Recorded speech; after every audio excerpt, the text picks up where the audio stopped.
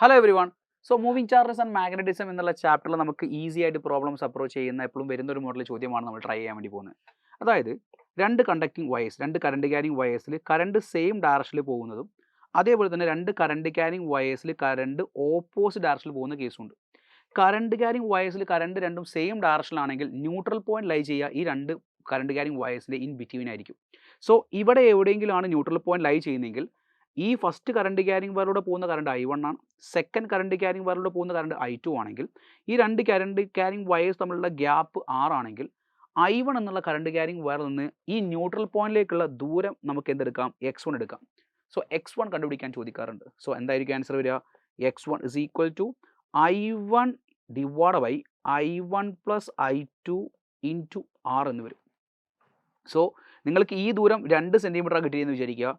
ഇവ തമ്മിലുള്ള gap 5 centimetre ആണെങ്കിൽ I2 നിന്ന് ഇവിടേക്കുള്ള ദൂരത്തിലായിരിക്കും 3 സെൻറ്റിമീറ്റർ ആയിരിക്കും. That's A logic. അപ്പോൾ മനസ്സിലാക്കേണ്ട പോയിന്റ് എന്താ?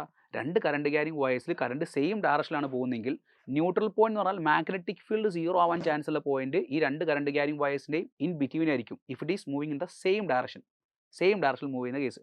എന്നാൽ എപ്പോഴും ചോദിക്കുക ഓപ്പോസിറ്റ് ഡയറക്ഷനാണ്. എന്താ കാരണം? കാരണം അവിടെയാണ് ഇക്വേഷൻ്റെ വ്യത്യാസമുള്ളത്.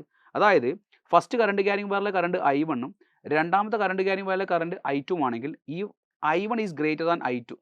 I1 എന്നുള്ള കറണ്ട് ക്യാരിങ് വയറിനേക്കാളും കൂടുതൽ സ്ട്രെങ്ത് I2 എന്നുള്ള കറണ്ട് ക്യാരിങ് വയറിനേക്കാളും സ്ട്രെങ്ത് കൂടുതൽ I1 ആണെങ്കിൽ എവിടെയായിരിക്കും ന്യൂട്രൽ പോയിന്റ് എന്ന് ചോദിച്ചാൽ ആർക്കാണോ സ്ട്രെങ്ത് കുറവ് അയാളുടെ തൊട്ടടുത്തായിരിക്കും. സോ ഞാൻ പറഞ്ഞു I1 is greater than I2 in magnitude wise. I1 I2നേക്കാളും വലുതാണെങ്കിൽ ആരുടെ അടുത്തായിരിക്കും ന്യൂട്രൽ പോയിന്റ് എന്ന് വെച്ചാൽ ഔട്ട്സൈഡ് ആയിരിക്കും. ഈ രണ്ട് കറണ്ട് ക്യാരിങ് വയറിൻ്റെ ഇൻ ബിറ്റ്വീൻ അല്ല എന്ത് വരിക, ന്യൂട്രൽ പോയിന്റ് വരിക. സെയിം ഡയറക്ഷൻ ആണെങ്കിൽ ഇൻ ബിറ്റ്വീൻ, ഓപ്പോസിറ്റ് ഡയറക്ഷൻ ആണെങ്കിൽ ഔട്ട്സൈഡ് ആയിരിക്കും.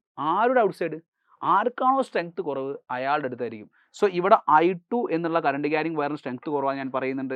സോ ഇവിടേക്കുള്ള ദൂരം X ആണെങ്കിൽ we can say that X is equal to strength കുറഞ്ഞ കറണ്ട് ക്യാരിങ് വയർ മുകളിൽ I2 divide by I1 minus I2 into R എന്ന് വരും. X is equal to I2 divide by I1 minus I2 into R. R is the distance between these two current carrying wires. So ഇത് relate ചെയ്തുള്ള ചോദ്യം ഞാൻ നിങ്ങൾക്ക് കാണിച്ചു തരാം. Two long parallel conductors carry currents in opposite directions. One conductor carries current 10 ampere and the distance between the wire is D. Current I is adjusted so that the magnetic field at P, which is at a distance 5 centimeter to the right of 10 ampere, current is 0. The value of I ആണ് ചോദിച്ചിരിക്കുന്നത്. The value of I. ക്വസ്റ്റ്യനിൽ പറയുന്നുണ്ട് ഈ രണ്ട് current carrying wires ഉണ്ട്.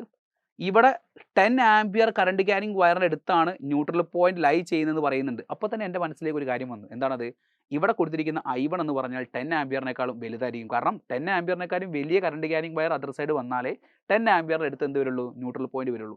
So ഈ X is equal to 10 into R is the distance between these two current carrying wires. അത് ക്വസ്റ്റ്യനിൽ 10 സെൻറ്റിമീറ്റർ എന്ന് പറയുന്നുണ്ട്. So 10 into 10 divide by I1 ആണ് നമുക്ക് കണ്ടുപിടിക്കേണ്ടത്. I1 minus I2 value is 10. ക്വസ്റ്റ്യനിൽ എക്സിൻ്റെ വാല്യൂ എത്രയാണെന്ന് പറയുന്നുണ്ട്. എക്സ് എന്ന് പറഞ്ഞിരിക്കുന്നത് ആ രണ്ടാമത്തെ കറണ്ട് ക്യാരിങ് വരുന്ന ആ പോയിന്റിലേക്കുള്ള ദൂരമാണ് എത്രയാ, 5 എന്ന് പറയുന്നുണ്ട്. സോ അടുത്ത സ്റ്റെപ്പിൽ നമുക്ക് I1 minus 10 is equal to 10 into 10 divide by 5 വരും. 5 10 കട്ട് ചെയ്താൽ 2 വരും. That will be 20. So I1 minus 10 equation other side പോകുമ്പോൾ എന്താവും, പ്ലസ് 10 വരും. So 20 plus 10 that will give 30 centimetre എന്നായി പോയി 30 ampere. 30 ampere is the right answer.